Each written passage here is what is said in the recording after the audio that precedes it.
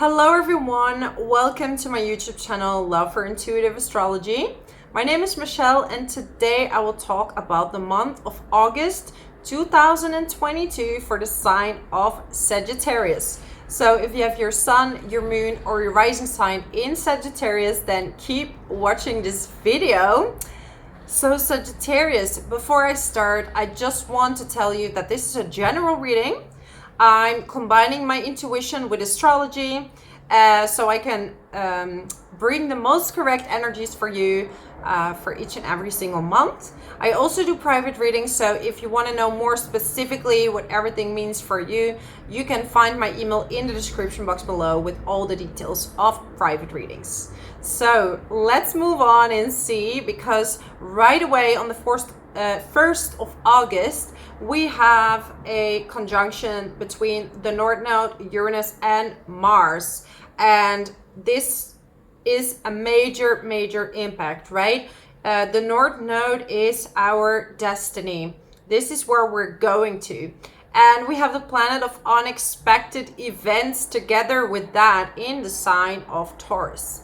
And Taurus is everything related to finances. It's ruled by Venus, which is money, which is self-worth, self-love, and it's in your 6th house of routines, of pets, right? Let's not forget pets. It's in the house of routines, health, work, right? This is related to more routine kind of work. So whereas the 10th house is more related to like your own company or your true purpose in a way, the 6th house is more on how you're spending your times every day. So Taurus likes routines, right? Wakes up. So you would say, okay, I like structure. I like to wake up a certain time, but we have Uranus there. So it's like, as before, maybe you used to like more a routine type of life. Now you're like, I want to be free. I want to break free. So a lot of you have been starting being self-employed, working remotely, being a digital nomad, someone who is working in their own time, right? A lot of you are doing like coding as well, because we have Aquarius in the 3rd house. So you're very quick-minded. I mean, depends on your natal chart, of course, but in general, you're very quick-minded. You would be very good at any IT kind of jobs, and this will provide you with all the freedom that you want to have. So what does this mean? We have the South Node, which is it's not really the past. It's more like what you want to leave behind, right? When it's transiting, and it's in your 12th house, and 12th house is ruled by Pisces. And Pisces is in your 4th house. So there are some habits in your family that you want to leave behind. So maybe they weren't very hardworking and you kind of took over this mentality. And I'm not saying this is for everyone, right? I'm bringing some scenarios of what this could mean. So before, you were maybe hard working behind the scenes or not working as hard, and now you're going to have a more hard working mentality. So you're really planning ahead. You're really showing yourself as well. So you're not leaving the job just behind the scenes. You're ready to show what you're made of to the world, because you have a Virgo midheaven, and a Virgo midheaven is kind of like down to earth, right? Not really boosting about. It's not a Leo midheaven that's very open about their achievements. It's about being very humble, and you're ready to show what you're made of right now. So it's like, I'm capable of many more things. You have Jupiter in the 5th house, so you want to have romance. You might start a family, have children, right? Get pregnant, make a child, I don't know. More romance, enhance creativity, and you want to do a lot of sports in your spare time. You just feel uplifted and very positive. So you're definitely like it feels like many parts of your life are doing really well. And the thing is that Leo is another fire sign. So when the sun is in Leo, it's in your 9th house. So it makes a beautiful trine to your own sign, right? And it's a great time to go on a holiday. We have a full moon in Aquarius. Again, this Aquarian vibe in your 3rd house, which is opposing the sun in your 9th house. So there might be some unexpected trip. But because this is squaring Uranus in the 6th house, maybe you're doing some digital nomad kind of trip. You kind of work and you kind of go on this trip. Could also be an unexpected trip for work and you're extending it into a holiday. So it has different options, okay? But it's really beautiful. I mean, Venus is going in the 9th house as well. You're going to be very eager to learn new things. Maybe you want to learn a new skill, like a language, or you want to learn any type of passion, like, or you want to add some knowledge to your already existing skills. I just feel like a very uplifting month, even though there's going to be a lot of unexpected events. There could be a loss of clients or a winning of clients, but hey, even as an astrologer, we don't know what Uranus is going to do. It's definitely going to give some shakeups in the financial system worldwide, because Taurus is very related to, it's related to farmers, it's related to the financial system. And for example, in the Netherlands, we had some strikes with farmers because there was this whole thing about the climate. And this is very Uranian, like there were strikes, unexpected, they were blocking the roads. So these things can happen with the North Node in Taurus with Mars and Uranus, right? So then we have a new moon in Virgo, and this is good news because that's in your 10th house. So you're going to regain focus when it comes to your career, and it's in the 1st degrees of Virgo. So for some of you, it's still in your 9th house. But unfortunately, I don't have enough time to discuss all the decans. But yeah, let's say it's in your 10th house and you're going to really restructure the way you work, but also you're going to be seen for the way you work. Like maybe you're very precise in your job. Like I definitely think a lot of you are in some kind of exact work. So you could be like a teacher or like working in, like what I said, computer science, banking system, or you could be like an accountant, something like this, like you help people, but you want to do it freelance. I see you like you need a job where there's a lot of space where you can quietly work, do your things, right? In your own time, your own freedom. That's very important for you. We have Venus in the 9th house, is squaring Uranus in the 6th. So it could be if you're going on this trip that you attract new clients, money, or money is going to be tight and you need to work more to gain money because you've spent too much.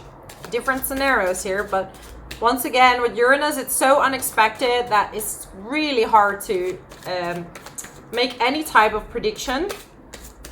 The prediction is, this is unpredictable.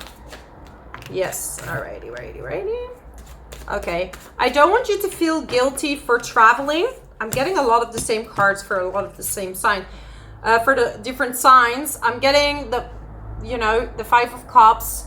I see that you're a little bit sad. I feel that you think that you missed out on some opportunities in your life. Like there were many opportunities that were coming your way and you kind of felt like you missed out because you were traveling too much, or maybe you are traveling too much and you're like, oh no, I missed some chances. And I'm here to tell you that your chances are coming when you don't see them coming. So you're gonna be relaxing on the beach and there's a client texting you, hello, I want to offer you this amount of money. We love what you do. And that's it.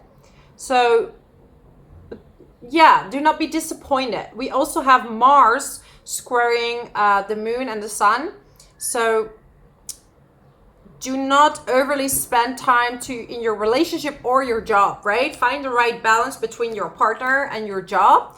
And also,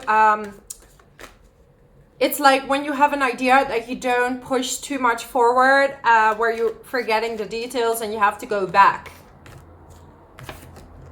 All right, King of Cups, Ace of Cups. So there's definitely some romance in the air. I mean, you have Jupiter in the 5th house. So if you're single, maybe there's someone new for you.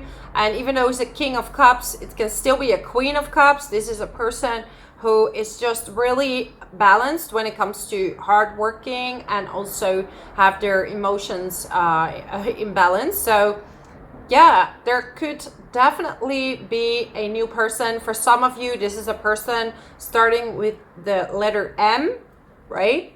Look at that. Could be first name or last name. I mean, I don't like to do something so specific, but hey, this is kind of fun.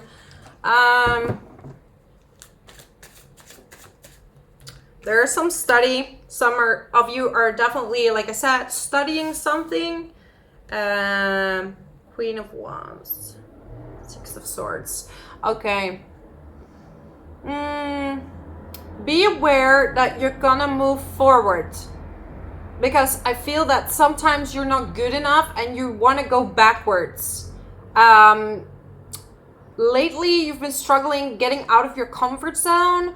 So, like the universe is really pulling you out. That's why they kind of shoot you on this holiday. Like, hey, you need to go out of your comfort zone again, and really go back to your dreams, if that makes sense. Okay, I'm gonna give you a purpose card, the Soul's Journey lesson cards, to see if I can give you a last message for this beautiful month of August. It's going to be unexpected, impatient, crazy, but at the same time, I think you're gonna have a great time. So, alrighty. Okay, so find peace in all over the place stuff. Surrender. So surrender and let opportunities come to you. And also I see forgiveness and friendships. So there might be some friends that you need to forgive. And this is, in my opinion, due to the South Node in the 12th house, where there are some karmic relationships that you need to end in order to move on. So who do you need to forgive? Or maybe you need to forgive yourself for doing something and apologize to someone. You can do that by actually talking to them, or you can do that by doing a little ritual and really say, you know, I'm so sorry. You know, you can do the Ho'oponopono, it's called, like forgive yourself and forgive others. If you believe in past lives like I do, then you know that in some lives you've done something to other people. So forgive yourself for doing that and forgive others for doing that to you in this lifetime, okay? And this will elevate your energies majorly. So thank you so much for watching. Okay, my guides want you to tell you. Yeah, because actually in 2016 I had a major kind of a spiritual awakening where, you know, it was kind of like a supernatural thing that happened to me, and after that I carried this big light with me, and this happened when I forgave. So I was in this retreat, and there was this guru, and he really it was surreal. Like, I didn't even understand what he was saying because it was Lithuanian, and they told me to just listen. I came in this trance, and I just saw this massive light shooting through my third eye, and I'm not surprised that this had to do with some kind of Uranus placement. I need to look it up if that's the truth. And I have to tell you this for a reason, because I wanted to close it off, and they showed me this story. But I was always sensitive, but I wasn't really into the whole boo-ha. I was very grounded. I'm a Virgo. I was like, yeah, whatever, all these crazy stuff. And suddenly there was this guy that told me this message, like, you need to forgive. Like, I suddenly could feel my family. I could feel the people around me. I could feel where they came from. And I was like, I can forgive them. And it was like this heaviness lifted up.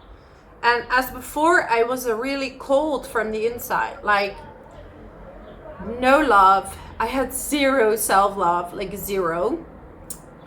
Very insecure. I was very bullied. Grew up in a bit of a really difficult childhood. So suddenly I felt this first warmth, and that was my first chakra opening up. I was like, what is this? I have no idea. Like, what is this? I feel like a little bit like warmth going through my body, and not knowing that that was the first day of my new life. I had a private session with this guru. He opened up so many channels that I didn't know was actually possible, and from that day on I was determined to heal myself and find all the karma so I can heal others. So long story short, I hope you get something out of this story. I know some of you will, but forgiveness is such a key. This is a key to many things, and healing your family means healing yourself first. They will change with you. Once you know why, you will be more in peace. So I'm gonna leave that message with you like that.